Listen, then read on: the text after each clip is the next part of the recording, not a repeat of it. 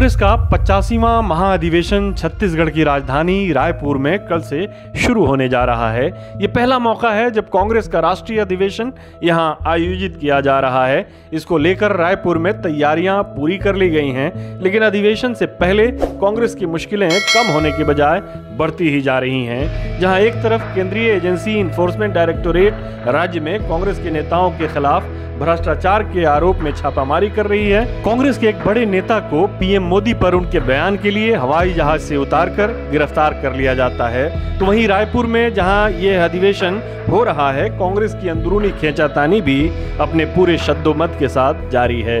दरअसल अधिवेशन स्थल से लेकर हवाई अड्डे तक के रास्ते में राज्य कांग्रेस के नेताओं के पोस्टर बैनर लगाए गए थे, लेकिन हादसा ये हो गया कि प्रदेश कांग्रेस के अध्यक्ष और अधिवेशन के स्वागत समिति के अध्यक्ष मोहन मरकाम की तस्वीर ही उन पोस्टरों से उड़ा दी गई थी।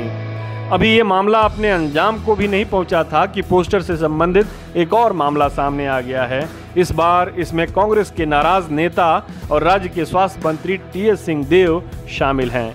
जाहिर है मरकाम की तस्वीर का पोस्टर से गायब हो जाना किसी मानवीय भूल का नतीजा नहीं था, गलती जानबूझकर ही की गई थी। ये कहा गया कि ये पोस्टर रायपुर के मेयर एजाज ढेबर की ओर से लगाए गए थे और ढेबर मुख्यमंत्री भूपेश बघेल के करीबियों में से हैं। इस मुद्दे को पार्टी के कई अधिकारियों और मरकाम के समर्थकों ने पार्टी की राज्य प्रभारी कुमारी सैलजा के समक्ष रखा। कुमारी सैलजा ने इसको लेकर अपनी नाराजगी जताई और अनुशासनात्मक कार्रवाई की बात की थी, लेकिन बाद में ये कहा गया कि जितने भी अनधिकृत पोस्टर बैनर्स लगे हुए हैं उन्हें लगाने वाले खुद ही हटा लें या उन्हें हटा दिया जाएगा।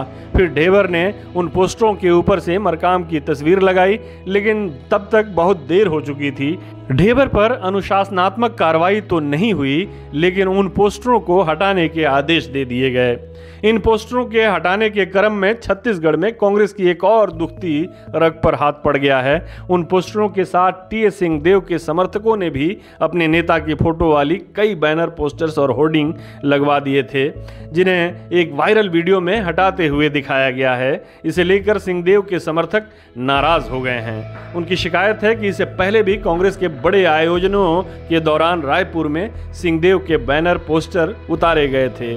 समर्थकों का दावा है कि नगर निगम रायपुर और रायपुर विकास प्राधिकरण के लोगों द्वारा षड्यंत्र पूर्वक टीएस सिंहदेव के बैनर, पोस्टर उतरवाए गए हैं। छत्तीसगढ़ में पोस्टर कितने अहम हैं, इसका अंदाजा इस बात से लगाया जा सकता है कि नवंबर 2021 में अंबिकापुर में एनएसवाई ने एक कार्यक्रम का आयोजन किया था।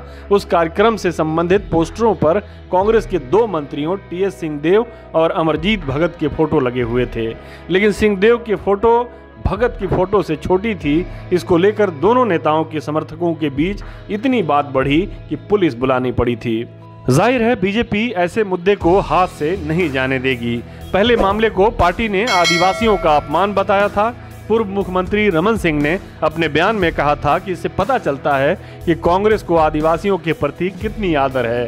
पहले टीएस सिंहदेव को निशाना बनाया गया और महाअधिवेशन से पहले अब मोहन मरकाम को पूरी तरह से किनारे लगाया जा रहा है। रमन सिंह ने आगे कहा कि उन्हें लगता है कि भूपेश बघेल ये संदेश देना चाहते हैं कि राज्य संगठन के वही एकमात्र नेता हैं। ताज़ा मामले में बीजेपी ने चुटकी लेते हुए इसे अघोषित गैंगवार की संज्ञा दी है।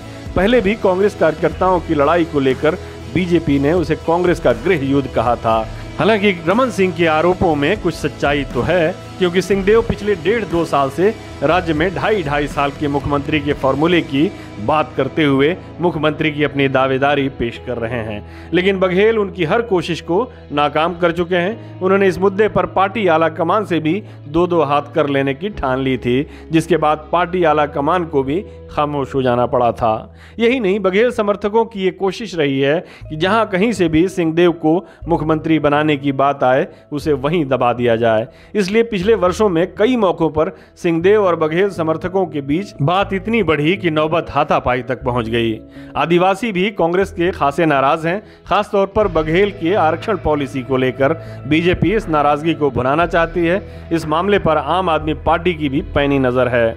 बहरहाल ये माना जा रहा था कि रायपुर अधिवेशन के बाद कांग्रेस एकजुट होकर पुराने मतभेद मिटाकर चुनाव के अखाड़े में उतरेगी। लेकिन पोस्टरों, बैनरों और होर्डिंग्स को लेकर जो खींचातानी चल रही है, उसे देखते हुए नहीं लगता कि ये खींचातानी चुनाव अभियान के दौरान भी खत्म हो पाएगी।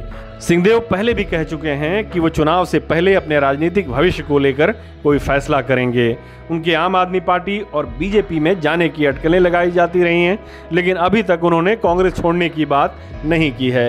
लेकिन वो नाराज हैं, ये सबको मालूम है।